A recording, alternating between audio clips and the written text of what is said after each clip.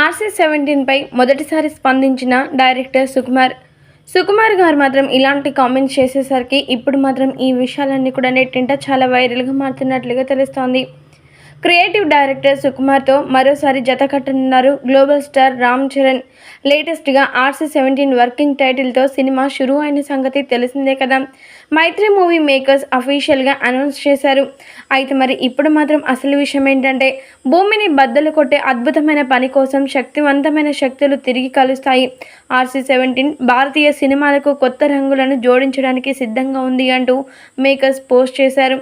ఈ పోస్ట్లో 2 జోడు గుర్రాలని సంబంధించిన ఫోటో ఆసక్తి రేపుతోంది. అయితే దీనికి సంబంధించి సుకుమార్ గారు కొన్ని విషయాలను వెల్లడించారట. మరి ఆయన మాట్లాడుతూ, ఈ సినిమా మాత్రం ఎవరు కూడా కని ఎరగని రీతిలో ఉంటుంది. ఖచ్చితంగా మెగా పవర్ స్టార్ రామ్ చరణ్ని మునుపెన్నడూ చూడని రీతిలో ఈ సినిమాలో చూస్తాడు.